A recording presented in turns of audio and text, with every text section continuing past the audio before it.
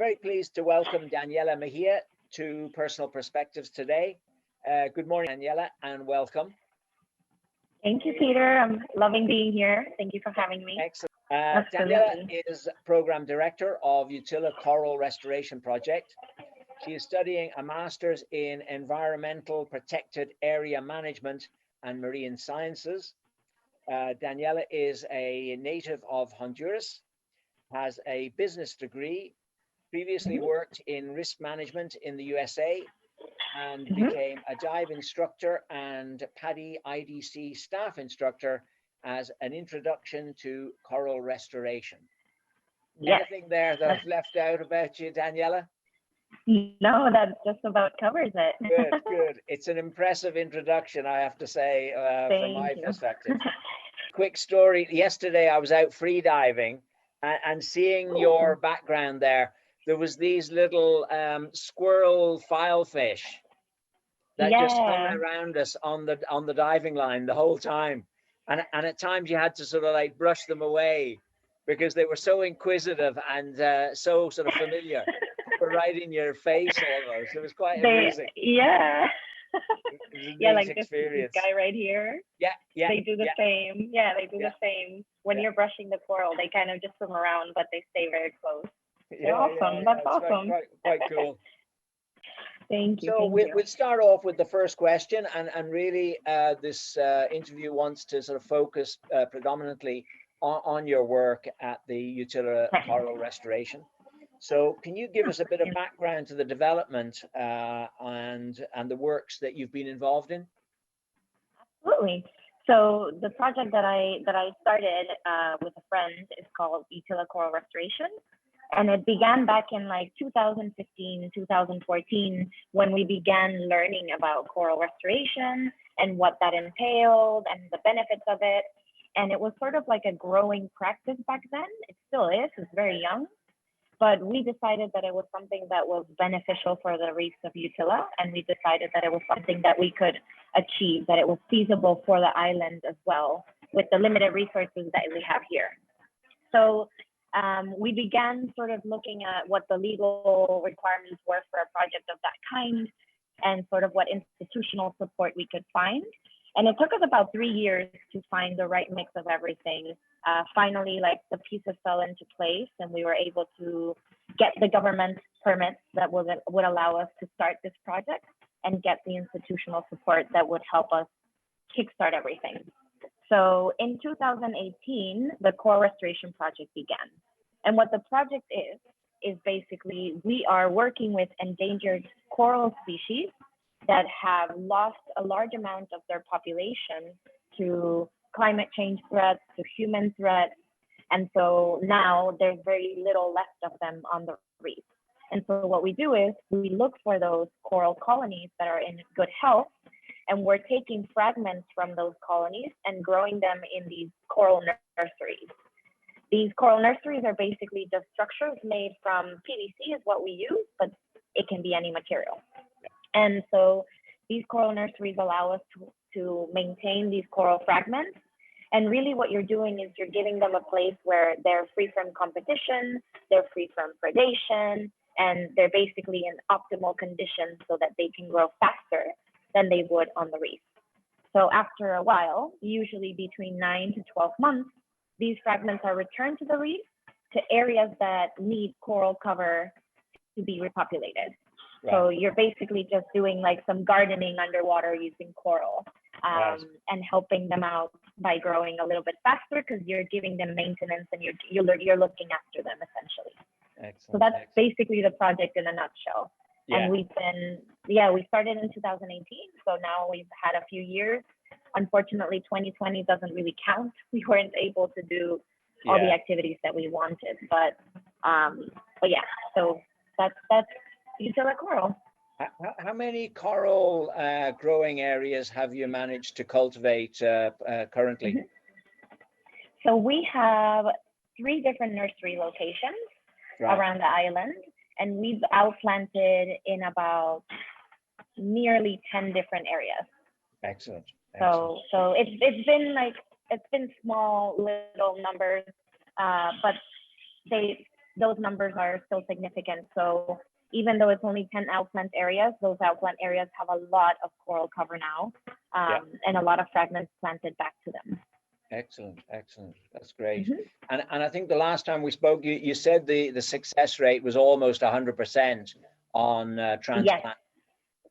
That's very that's very reassuring and great success. Exactly. So yeah, so it's about 92%, which is really close to 100. And basically that means that the corals that we are planting back, they are surviving.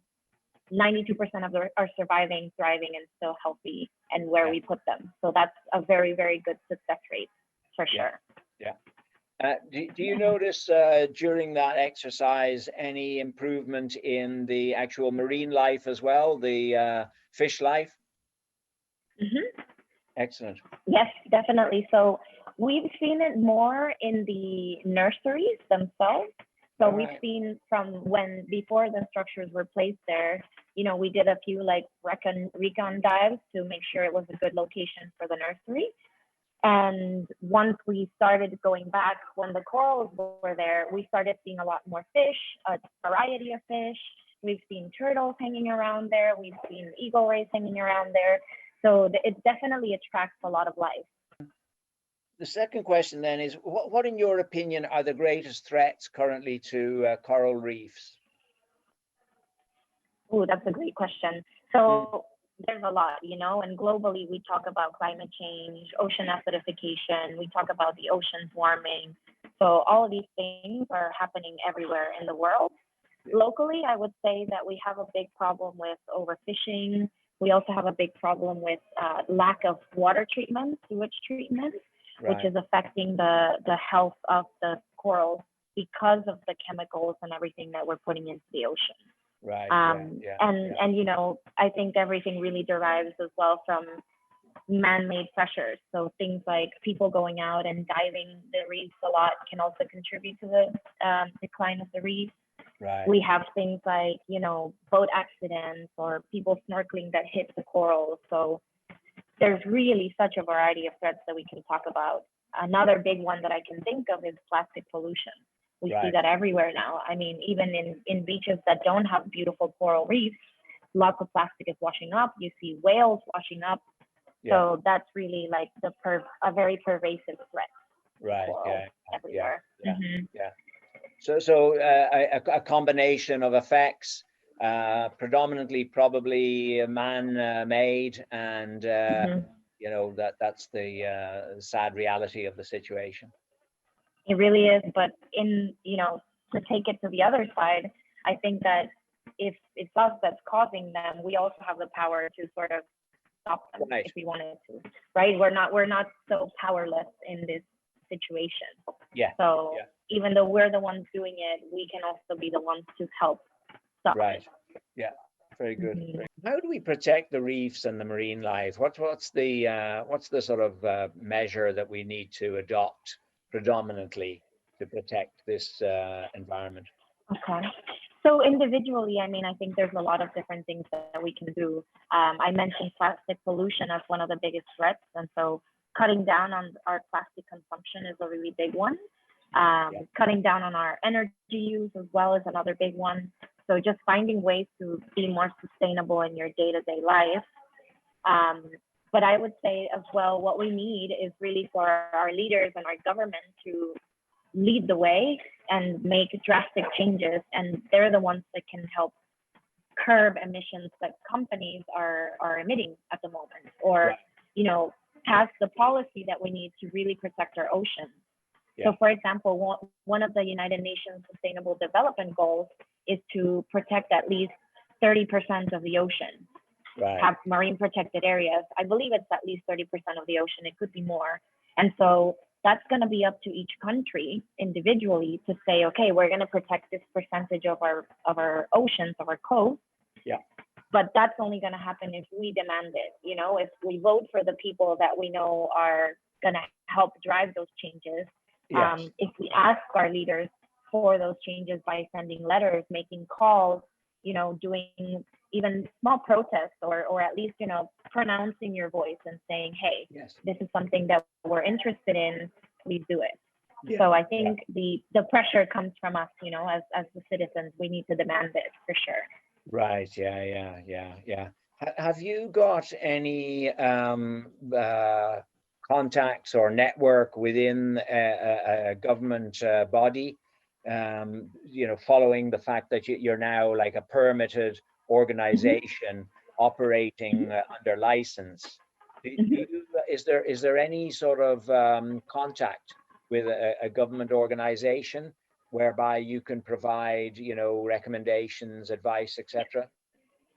Yes. So the way that it works is basically the government organization in charge of like wildlife and marine life in Honduras issues the permit to us. And we work very closely together because we have to issue reports to explain to them what we did, what we achieved, and basically our results will determine whether we get a permit renewed. At Right. the same time, we're working closely with like the managers of the marine park of the Bay Islands Hmm. who help determine how the management strategy for the park. Right. So that's where you can give recommendations and say, hey, this needs to be done. This is something the government needs to be doing and needs to be involved in. We really need to ramp up restoration, for example, or we really need to ramp up conservation of mangroves. Yeah. So there's like a feedback loop happening. So we do work That's closely very with the positive, government. and I'm sure quite reassuring from your perspective, given all the time and effort that you've put into getting it to this stage. Good. Definitely, definitely. I say that's one of the rewarding parts of the job, you know, at least to be heard, to be considered. Yeah. Policy does take a while. It's not immediate. They're not going to sign a law in that says, you know, restoration is the way to go forever. Although Yeah. I wish that were the case. But Yeah. at least things are changing and they're moving in the right direction. And at least you do have parts of the government listening to what you have to say. So at least there's that. Yeah. Do you think the current Yeah. situation of progress and conservation are compatible, or, you know, does one have to be sacrificed for the sake of the other? Ooh, that's a very good question, Peter. It's a I bit of a don't know. thorny one, but you know. I think I definitely think that there has to be some sacrifices to progress if we are to conserve nature. You know, people seem to want to be building wherever they want to and however they want to, but we really need to take a step back and say, you know, do we really need to develop every single native or natural or virgin area of this planet? You know, we don't. We should learn how to live where we are already without having to destroy more of nature, is my opinion. Yeah. I don't think we can continue at the rate that we've been going at and expect nature to be happy about it, you know, and Yeah. expect for it to still be something we can enjoy because it will disappear quite quickly. Yeah. And I think that for a while now, you know, for the longest time in human history, we have been sacrificing nature for the sake of progress. And I Yes. think it's about time that it sort of gets flipped around and, you know, that we start to design with nature in mind. And I'm seeing that a lot, you know, like you see that in universities where there's architecture that is taking sustainability into account and how Right. to design sort of vertical gardens and make cities more green and, you know, make buildings that are more in harmony with nature that don't sort of, I don't know, like there's not such a contrast Yes. basically. And also taking into account sort of how nature has learned to do all these different things and how we can mimic some of those things, you know, like rain catching and Yes. using Yeah. materials that are going to be more resilient to storms and all these different things because nature is so wise. It's been evolving for thousands and millions of years. So I think we need to start looking at lessons that we can take from Mother Nature, Yeah. and integrating those into how we progress as a civilization. What more can be done to get young people and divers more committed to coral restoration, Daniela? Definitely talking to them more about this. I feel like we've lost touch with nature in a way. So, a lot of young people don't even know what coral reefs are, or they don't know where their food comes from. They don't know where fish come from. They just sort of eat it. Right. So I think bringing them back to the roots and like, hey, this is how this is made. This is where this comes from. The origins of everything that you use, everything that you wear, everything that you eat, and sort of connecting them back. And that comes down to education, really. So I don't think that we're going to change school curriculum, but we can do things like, for example, here on Utila, there's an organization called Kanahau, and they have a school of nature. So what they do is basically on the weekends, they get kids to come with them on field trips, and they take them into the mangroves, and they show them iguanas, and they show them birds, and they show them other reptiles, and they're taking them snorkeling. Exactly. So then they fall in love with the nature that is around them. Yeah. And that's an extracurricular thing, right? It's not something that they're doing in school, but it's getting at least a few kids interested in these things. And, I remember that the way I fell in love with the ocean was because I was going snorkeling with my parents. My dad would put me on his back when I was really little and couldn't swim on my own. And he's just like, look down now, and he'd show me fish. And that's where you fall in love with nature. So I think bringing the kids into nature, into these sort of special schools that do different things and show you where things are, that's a very, very good way to get people more involved. And diving is tricky because obviously you have to be a certain age to be a diver, but it doesn't mean that they can't learn. You can snorkel and get involved with coral restoration. Sure. The final question then, Daniela, for our interview.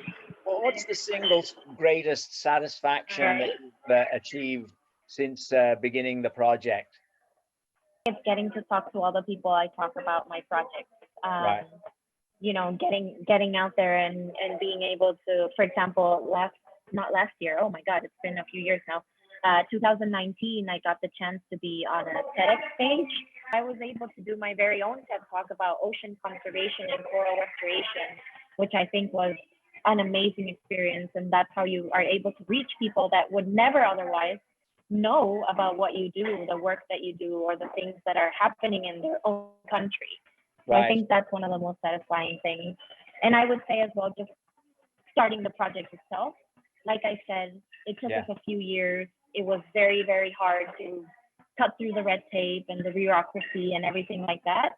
But once you set up the first trees or the first structures in your nursery, and once you get your first fragments, it sort of all feels like the biggest dream comes true. So that was an amazing, satisfying experience for sure. Yeah. Very good. Daniela, that's all we're going to have time for. I just to advise people that see the video that Utila Coral Restoration has a website, utilacoral.org. That's exactly it. There is a GoFundMe page as well, and I will put links to both on the video on YouTube. And such a pleasure to see you and all the hard work that you're putting in.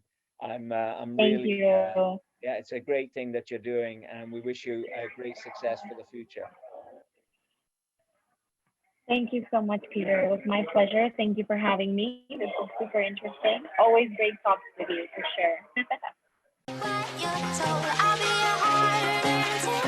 sure.